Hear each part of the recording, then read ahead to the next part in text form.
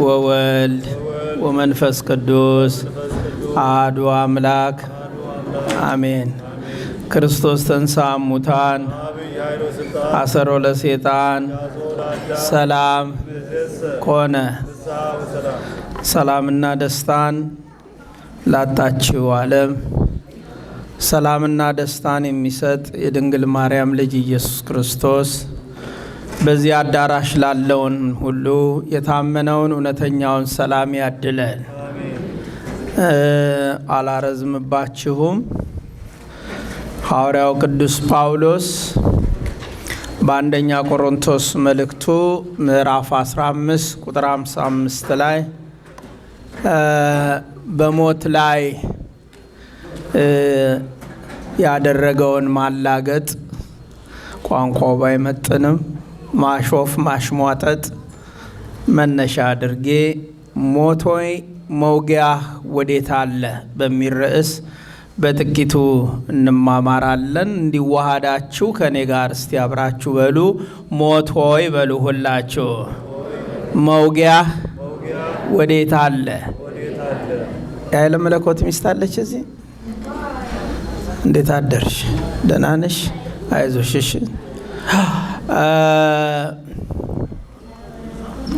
እግዚአብሔር መጽናናትን ይስጠልን ለእህታችን። ይሄ የትንሣኤ ሰሞን የክርስቲያን ጥሪ በራሱ የትንሣኤው ምስክሮች እንድንሆን ነው የተጋበዝ ነው።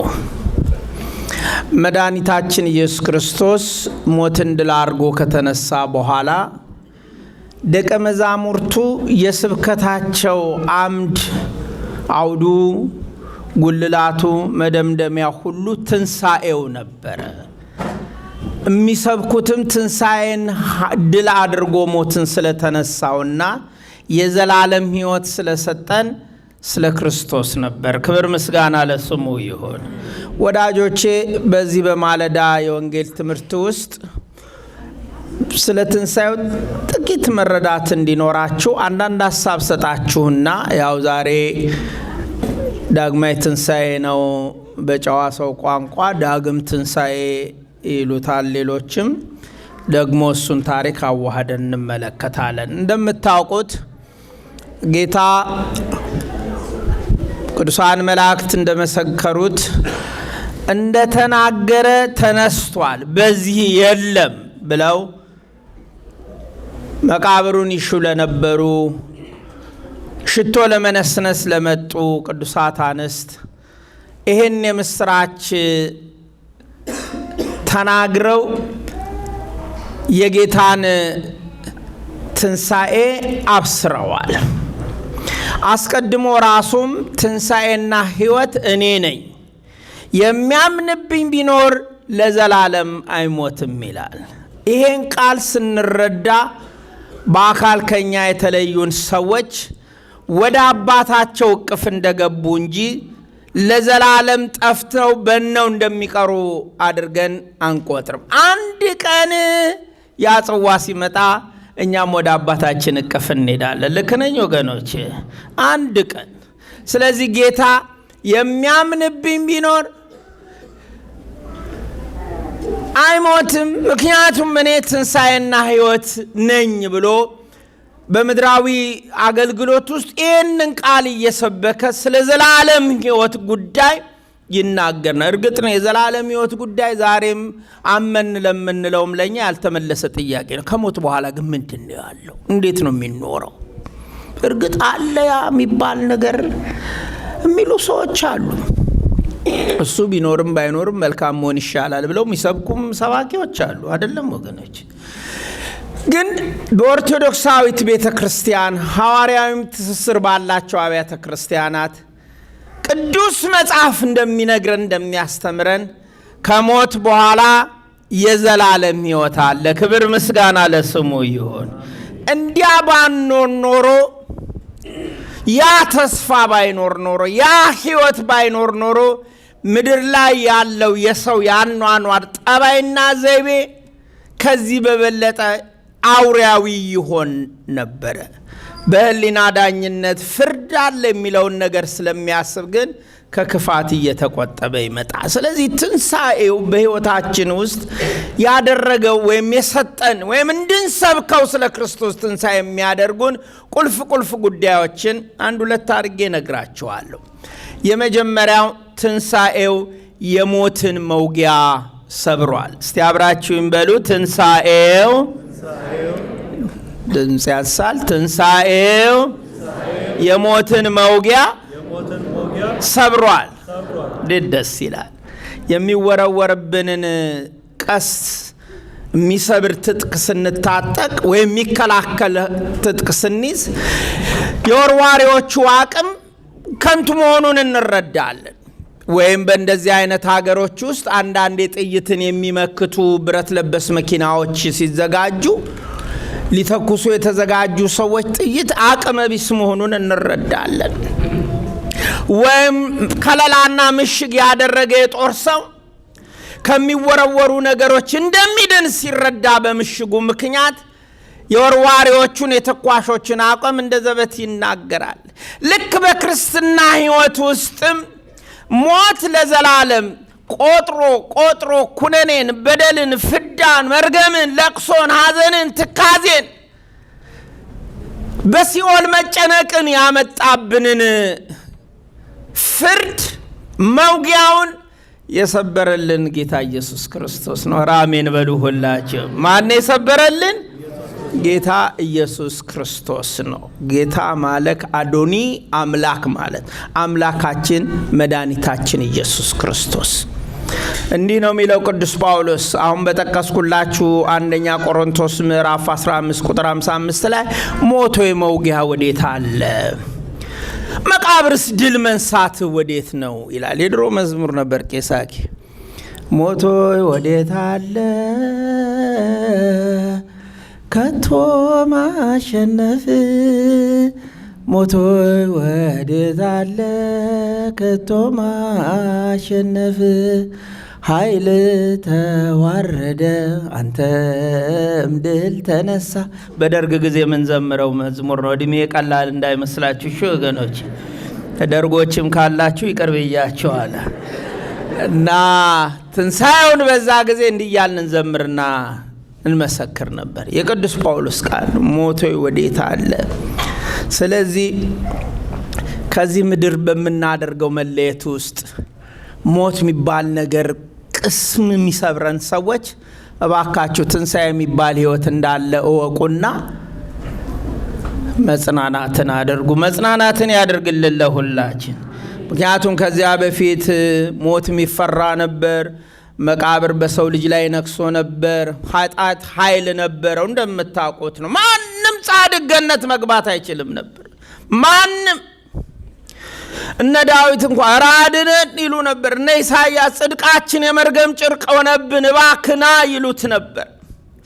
የድንግል ማርያም ልጅ ኢየሱስ ክርስቶስ መጣና ያንን የጦር ያንን መውጊያ ሰብሮ የድል ልጆች አደረገን። ክብር ምስጋና ለስሙ ይሁን። የሞት መውጊያ ምን ይመስላችኋልስ? የሞት መውጊያ ምንድን ነው? ሞት በምንድን ነው የሚወጋን? ሞት የሚወጋን የሞት መውጊያ ጦሩ ኃጢአት ነው። እስቲ ኃጢአት በሉ ሁላችሁ። ምንድን ነው ኃጢአት ማለት? አጣ የእግዚአብሔር ጥበቃን፣ የእግዚአብሔር በረከትን፣ የእግዚአብሔር ክለላን፣ የእግዚአብሔርን መግቦት፣ የእግዚአብሔርን አዳኝነት አጣ። ዓላማ ሳተ። ሃማርቲያ ይለዋል የግሪኩ ቃል። ዓላማን ሳተ፣ ኮበለለ፣ መስመር ወጣ፣ በደል፣ ክፋት፣ ርኩሰት፣ አመፅ አደረገ የሚለውን ሐሳብ ጠቅልሎ ይዘልናል። ስለዚህ በብሉይ ኪዳን ኃጢአት በሰው ልጆች ላይ ነክሶ ነበር። አዳም አባታችን እናታችን ሔዋን በመበደላቸው ምክንያት ሞትን ትሞታላችሁ፣ አዳሞይ መሬትነና አፈርነና ወደ መሬት ትገባል፣ አንቺም በጣርና በማጥ ትወልጃለሽ፣ እባብንም አንተ ሰውን ሰኮናውን ትወጋለህ፣ እሱ ደግሞ ራስን ይቀጠቅጣል ብሎ ጌታ ኢየሱስ በስጋ ከመገለጡ በፊት በሰው ላይ የኃጢአት ውጤቶች ይሄንን አመጽ፣ ይሄንን ውጤት፣ ይሄንን በደል ፈጥረው ነበር። አይዞሽ እናቴ ልጅ መውለድ ጸጋ ነው፣ ያሳድግልሽ ልጅሽን። እና እኛም አልቀሰን ነው እዚህ የደረስነው። ይቆንጥጡን እንዴት ያርጉን አናቅም፣ ግን ይመስለኛል ጭኔ ተላልጧል፣ በደም ሳልመጀለጥ አልቀረም። እዚህ የነጻነት ሀገር እናቴ እያራገቡ ማውጣት ነው አይደለ? እድለኞች ናቸው። አንቀናም፣ በእነሱ እንቀናለን። አገር ቤት ያሉትን እንዲያደርግልን አሜን በሉ እንጂ ምን ድንኳን መጣል ብለው ዘፋኙ ዘፍኖ የለ እንኳን መጣል። አንድ ሰው የዓርብ ዕለት ምን አለ? ያደመጡት እንዴ ዘፈኑን አለ። ምስክር አሉና አምባሳደር ልክ አይደለ? ያደመጡት እንዴ? ኋላ እሱ ካለኝ በኋላ ጉዳዩን አደመጥኩት። አለዛ መስበክ አልችልም። እችላለሁ ወገኖች፣ ካልተረዳው ዝም ብዬ ውሸት ነው ማወራው ማለት። እግዚአብሔር ይማረን። እና የሞት መውጊያ ኃጢአት ነው። ኃጢአት ያደክማል። መጽሐፍ ቅዱስ በዚሁ በአንደኛ ቆሮንቶስ ምዕራፍ 15 ቁጥር 56 ላይ የሞት መውጊያ ኃጢአት ነው ይላል። ወዳጆች የኃጢአት ስንሰራ በጨለማ ቤት ብንቀመጥ፣ በብርድ ልብስ ብንከናነብ፣ ብቻችንን ብንሆን የሆነ ነገር ላይ ራሳችን ሰላም የለውም። ሰላም ያለው በክርስቶስ ብቻ ነው። እስቲ አሜን በሉ። በማን ነው ያለው ሰላም? በቃ ተባረኩ። ሰላሜ ባንተ ነው የኔ ጌታ፣ እረፍቴ ባንተ ነው የኔ ጌታ። አልከለከል ምስጋና አልከለከል ውዳሴ ላንተ ውለታ። እነዚህ እናቶች እዚህ ቆመው የዘመሩት ዝም ብለው ይመስላችኋል? ውለታ ስላለባቸው እኮ ነው። በክርስቶስ ሰላም ስላገኙ እኮ ነው ቆመው ሰላም እያሉ ስለ ስሙ የሚዘምሩት። ያ ጸጋ በሁላችንም ላይ ይደርብን እና ኃጢአት ሁሌ ሰላምን ይነሳል። ክርስቶስ መጥቶ ግን የውርስ ኃጢአታችንን በመስቀሉ ሞት ነፃ ባደረገ ጊዜ እመተላልኩ ምድር እስብ ኩሎ ሀቤ፣ ወደ ላይ ከፍ ባረኩ ቁጥር ሁሉን እሰበስባለሁ እንዳለ በመስቀል ጠንጠልጥሎ በፍቅሩ ጠርቆ ይዞን ኃጢአታችንን አስወግዷል። ስለዚህ የሞት መውጊያ ኃጢአት ነው። ትንሣኤው ደግሞ ሞትን ድል አደረገው። ክብር ምስጋና ለስሙ ይሁን። ተወዳጆች ሆይ ትንሣኤው ይህም ብቻ አይደለም፣ የሞት መውጊያን ብቻ አይደለም የሰበረው። ቁልፉን ይሄ የሞት መውጊያን ብቻ ሳይሆን ማከማቻ መዝጊያውን፣ ቁልፉን፣ የሲኦልን እየዋጠች ነፍሳትን ትዘጋ የነበረችውን ከደጋጎቹ ቅዱሳን ጀምሮ እስከ ፍጥረት ዕልቀት ድረስ ክርስቶስ እስኪያድነን ድረስ የነጻነት አዋጅን እስኪሰጠን ድረስ ታሰጥም የነበረችውን የሲኦልን በርንም ትንሣኤው ሰብሮልናል። እንዲሁ ይስበርልን ለሁላችን። ብዙ የተዘጉ በሮች በሕይወታችን ውስጥ አሉ አይደል ወገኖች? ብዙ የተዘጉ እንደ ካህን አባቶች፣ እኔ እንደ ምእመን፣ እናንተ እንደ ሀገር፣ እንደ ፖለቲካ፣ እንደ ማህበረሰብ፣ እንደ ብሔር፣ እንደ አባወራ፣ እንደማወራ ብዙ ቁልፍ ጉዳዮች አሉ። ማን ይክፈትልን እያሉ ድንጋዩን ማን ያንሳልን እንዳሉ ሴቶች ማን ያንሳልን እያልን አማኑኤል ያንሳልን ለሁላችን፣ ክርስቶስ ያንሳልን ለሁላችን፣ የድንግል ማርያም ቁልፉን ይስበርልን ለሁላችን። ምክንያቱም ባለ ራእዩ ማህተሙን የሚፈታ እሱ እንደሆነ ቁልፉን የሚሰብር እሱ እንደሆነ ነግሮናል። እና ዳዊት አስቀድሞ እስመ ሰበረ ሆሃተ ብርት ወቀጥቀጠ መናስክተ ዘሐጺን፣ እስመ ሰበረ ሆሃተ ብርት ወቀጥቀጠ ወልተ ሐጺን ይላል በመዝሙር 106 ቁጥር 16 ላይ። መዘምራን መርጌቶች እዛ ኢትዮጵያ ተዚህ ላያችሁ ከሆነ ይሄንን ሲያዜሙ ነው በትንሣኤው የሚውል። እስመ ሰበረ ሆሃተ ብርት ወቀጥቀጠ መናስክተ ዘሐጺን ይላል።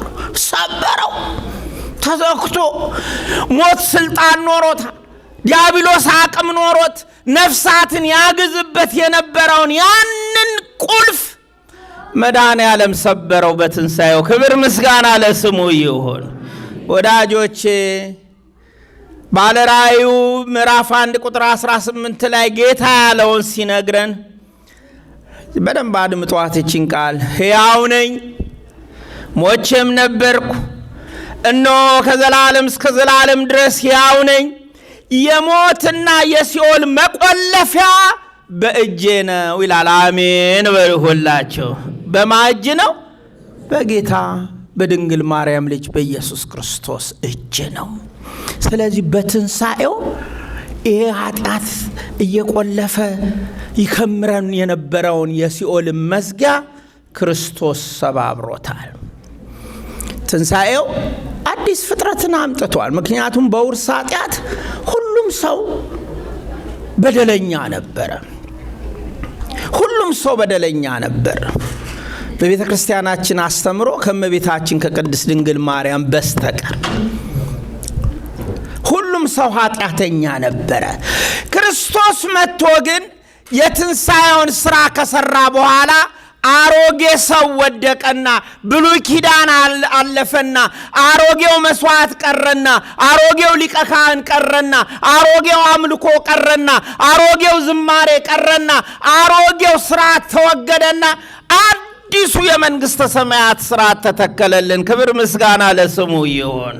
ለአንዴና ለመጨረሻ ጊዜ በድፍረት ወደ ቅድስተ ቅዱሳን እንድንገባ በመስቀሉ መጋረጃውን ቀደደ። በትንሣኤው ደግሞ መቅደሱን ከፍቶ የመንግስቱ ልጆች አደረገ። ለዚህ ነው ሐዋርያው ጳውሎስ ሲናገር አባት ብለን የምንጠራበት የልጅነት መንፈስ ሰጠን እንጂ ባሮች አይደለንም ይላል። አሁን ስንጸልይ ሳናፍሩላችንም አንድ ላይ ሆነን ማን ነው ብለን የምንጠራው? እግዚአብሔርን። እስቲ በሉት አንድ ላይ ማን ነው የምንለው? እስቲ ድገሙት አንድ ላይ ማን ነው የምንለው? ኦሮሞ አለ፣ አማራ አለ፣ ትግሬ አለ፣ ቤኒሻንጉል አለ፣ እኔ አይነቱ ጉምዝ አለ። ምን ነው ጉምዝ ያስቃል?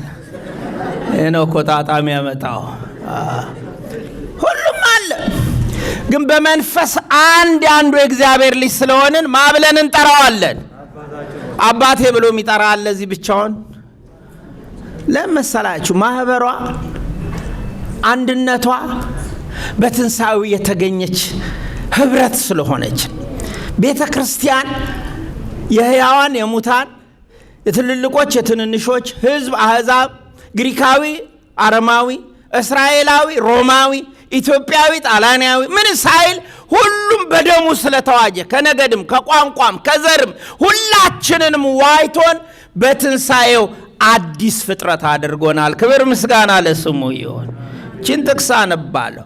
ማንም በክርስቶስ ትንሣኤ የሚያምን ሁሉ አዲስ ፍጥረት ነው ይላል ሐዋርያው ቅዱስ ጳውሎስ። ሁለተኛ ቆሮንቶስ ምዕራፍ 5 ቁጥር 17 ሰዓታችሁ እንዳይሄድ።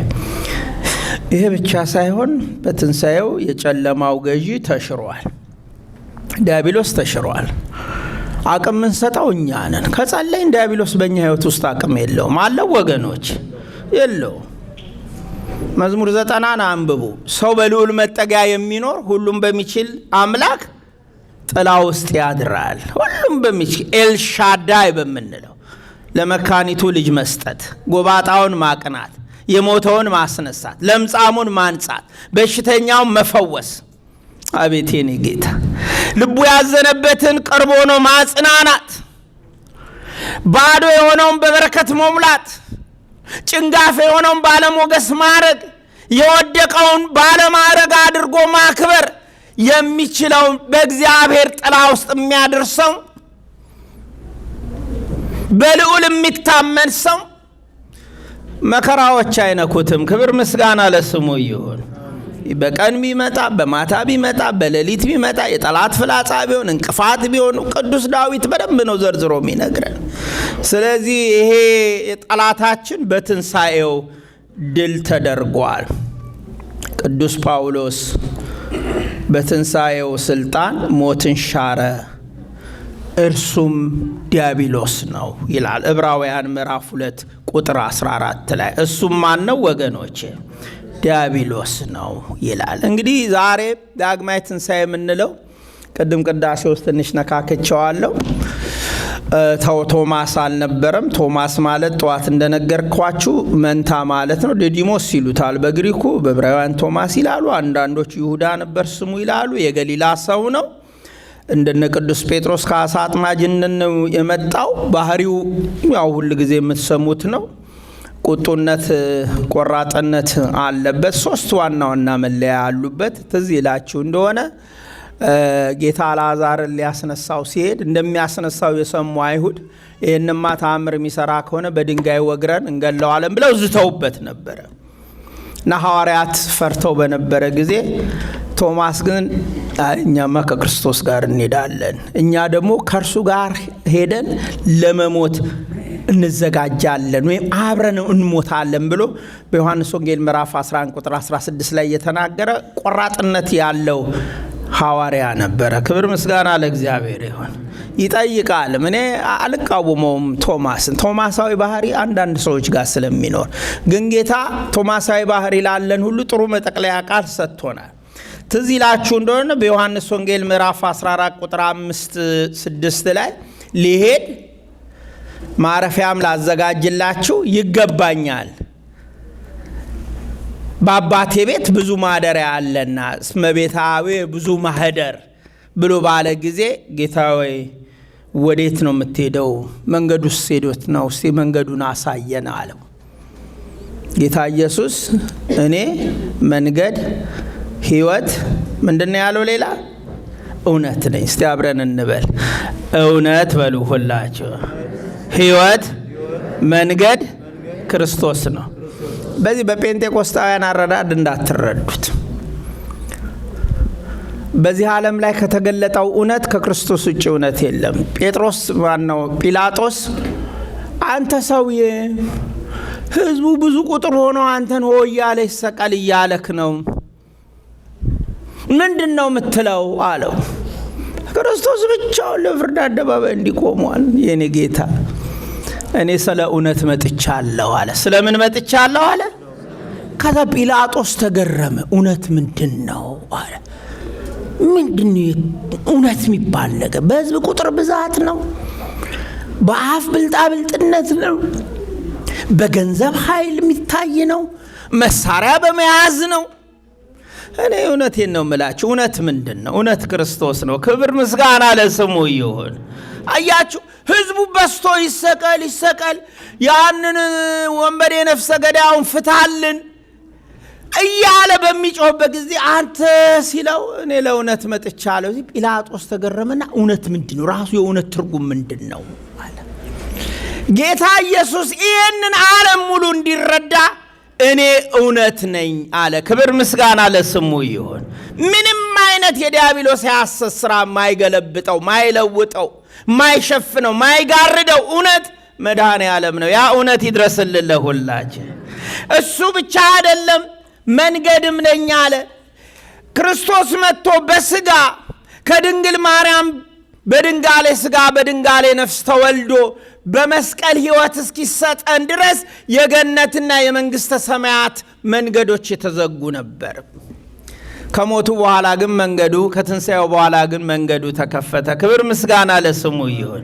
ወልድ ዋህድ ብሎ የሚያምን በኦርቶዶክሳዊት ቤተ ክርስቲያን ይህም በረከት የሚቀበል ሁሉ በዚህ መንገድ ውስጥ የማለፍ ነፃነት አለው። ይለፍ ወይም ፓስ ሲኖራችሁ ዝግ እንኳን ባልተፈቀደ ወይም ለሌሎች በተከለከለ መንገድ የማለፍ መብት አላችሁ። ክርስቶስ ወደ መንግሥተ ሰማያት የማስገቢያውን በር ከፈተልን። አምነን በስሙ በአብ ወልድ መንፈስ ቅዱስ ስም ስንጠመቅ የዚህ መንገድ ባለቤቶች እንሆናለን ማለት ነው በኦርቶዶክሳዊት ቤተ ክርስቲያን ስርዓት። ይሄ ብቻ አይደለም። እኔ መንገድ እውነት ነኝ ብሎ አልቀረ፣ ሕይወት ነኝ አለ። ምስጋና ለስሙ ይሁን። ያጠቃለልኩ ነው። ቶማስ በዛሬው ዕለት ጎንህን ሊያው መወጋትህን አሉ። ደፋር ነው፣ አደንቀዋለሁ። እግዚአብሔር ምስክሬ ነው። እንግዲያውስ ከጌታ ጋር ህብስቱን አበርክቶ ሲያበላ አሳውን አብዝቶ ሲያበላ ተመልክቷል። አልዓዛርን ሲያስነሳ ቅድም በዮሐንስ 11:26 የነገርኳችሁ አብረን እንሂድ ብሎ ሄዷል፣ አይቷል። የመበለቲቱን ልጅ አንተ ጎበዝ እልሃለሁ ተነስ ብሎ ካልጋው ላይ ያቺ በናይን ከተማ ደግ ሴት ትመስለኛለች፣ እናቴ እንደ ኃይለ መለኮት ሚስት ደግ ሰው ትመስለኛለች። መበለት ናት፣ ባሏም ሞቷል። ደግሞ የነበራት አንድ ልጅ ሞተ። ሲሞት ሰው ሁሉ በቃ አብሯት ሆኖ ዋይ ዋይ የት ሄዳለ እያለ አለቀሰ፣ ጮኸ።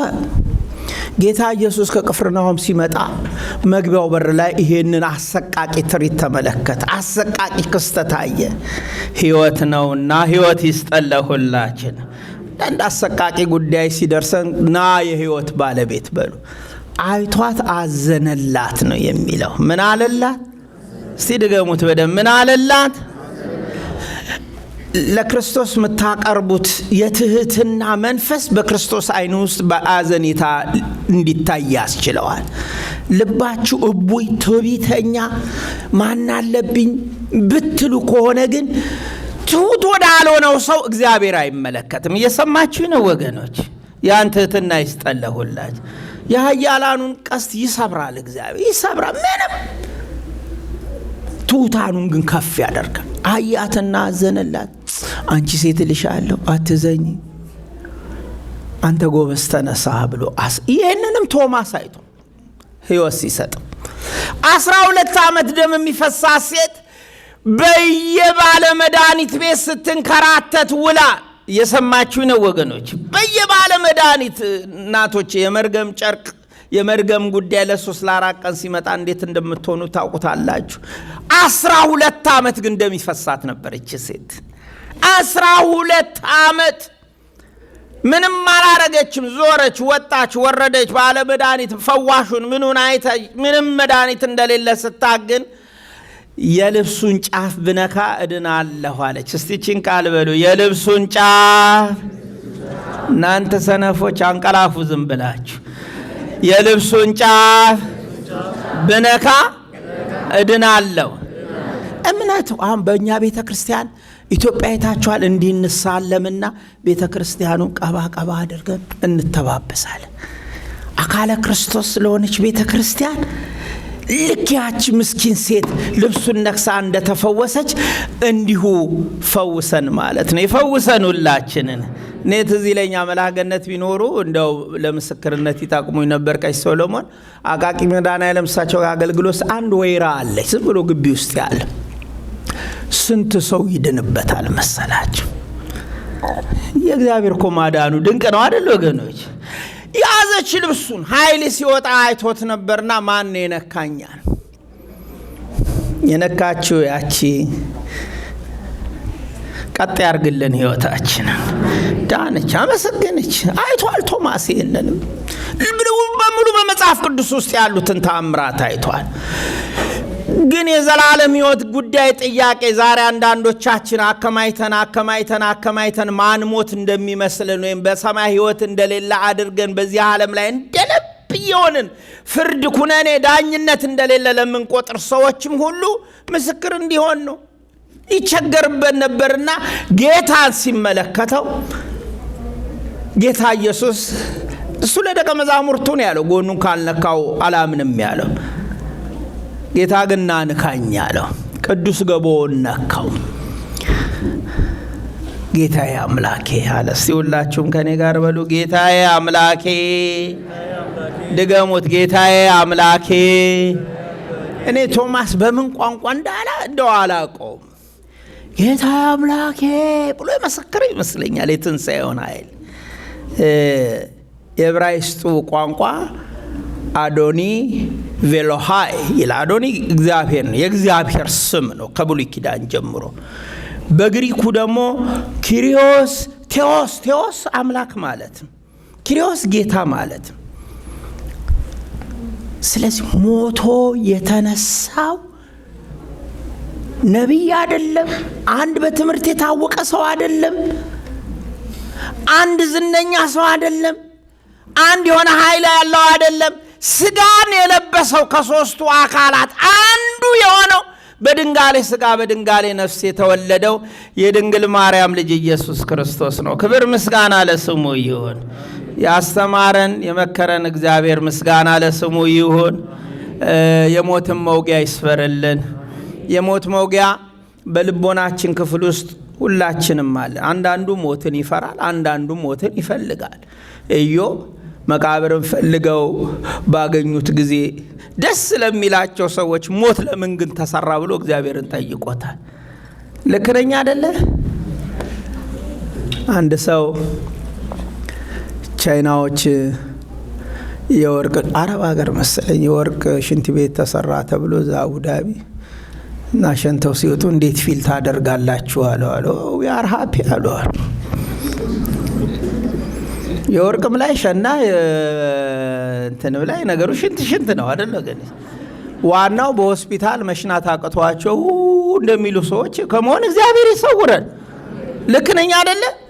ብዙውን ስራውን ስለምታውቁት እናንተ በስራው ውስጥም ስላላችሁ በተለይ እህቶቻችን የሞት መውጊያ በእያንዳንዳችን ህይወት ውስጥ አለ። ተስፋ የምትቆርጡ ሰዎች፣ ጉዳይ አይከናወንም የምትሉ ሰዎች፣ ብቻዬን ነኝ የምትሉ ሰዎች፣ ምን ዋጋ አለው የምትሉ ሰዎች፣ አድማጭ አምላክ የለኝ የምትሉ ሰዎች፣ መረጋጋት አልቻልኩም የምትሉ ሰዎች፣ ለምን የሆነ ብላችሁ የምትጨነቁ ሰዎች፣ ይሄ የሞት መውጊያ በውስጣችሁ የሚከተው ጦር ነው። እግዚአብሔር ይሻለኛል በሉ። እግዚአብሔር ይሻለን ለሁላችን። የኃይለ መለኮት ባለቤት ተጽናኝ፣ በማርያም ተጽናኝ። ኃላፊነትሽ ድርብ ነው። በቃ ይሄ አንዳንድ ጉዳዮች በቀደም ነግሬሻል። ሚስተካከሉ አሉ፣ ማይስተካከሉ አሉ ብዬ ተናግሬያለሁ፣ ነግሬሻለሁ። እና አንዳንድ ጉዳዮች ከእግዚአብሔር ጋር የምንከራከርበት አይደለም። በከመ ፈቀደ ይገብር ወበከመ ሀሌ ይፈጽም አልቦ ዘይብል ምን ተገበርከ። እንደወደደ ያደርጋል፣ እንደፈቀደ ያደርጋል። ለምን ይሄን አደረክ ማንልባቸው ጉዳዮች አሉ። ልክ ነኝ ወገኖች? እና ክርስቲያን ደግሞ የዘላለም ሕይወት እንዳለ የሚያምን ከሆነ አሁን የአንቺ ስራ እንደ ዛሬው ስም እያስጠራሽ ወደ ንስሐ ሕይወት ቀርበሽ ስጋው ደሙ ተቀብለሽ ከእህቶች መዘምራን ጋር አብረሽ ተሰልፈሽ፣ እውነቴን ነው ምነግርሽ፣ መጽናኛሽ እሱ ብቻ ነው። ሌላ እንደ ቤት ዘግተሽ ብታለቅሽ፣ የእሱን ልብሶች ክሎዜቱን እየከፈትሽ ብታይ ምንም አይምሰልሽ። ፎቶን ብታገላብጭ፣ የሰርግሽን አልበም ብታገለባብጭ፣ ይሄ መጽናናት አያመጣም። ያመጣል ወገኖች? መጽናናት በጌታ ብቻ ነው። ያ መንፈስ እግዚአብሔር ይስጥሽ ላንቺ እና ልጆችሽን አሳድጊ። የዚህ ሀገር ልጅ ደግሞ ዝም ሲል መጥፎ ነው። እሺ አንቺ በተጨነቅሽ ቁጥር ሌላ ጭንቀት በእነሱ ውስጥ ይኖራልና በርታ፣ ጠንከር። ባይብል ማንበብ ማታ ማታ ትንሣኤና ሕይወት እኔ ነኝ ብሏል ክርስቶስ። አይዟችሁ፣ በአባቱ እቅፍ ነው እሱ ያለው። አንድ ቀን እኛም እሱን እንቀላቀላለን። በበጉ ፊት እንዘምራለን፣ በነጩ ዙፋን ፊት እንቀርባለን። የማያቋርጠው ቅኔ፣ የማያቋርጠው ምስጋና፣ የማያቋርጠው መዝሙር በዛ ይዘመራል። አይዟችሁ ብለሽ አብረሽ ማጽናናት መቻል አለብሽ። ማንም ሰው የኛ ወላጆች ሞተዋል፣ እኛ አለን አይደለም እንዴ? አለን። እኛም ነገ እንሞትና የኛ ልጆች ይኖራሉ። የፍጥረት ታሪክ አይደል እንዴ ወገኖች? መጽናናት ይስጥሽ በሏት እስቲ ሁላችሁ።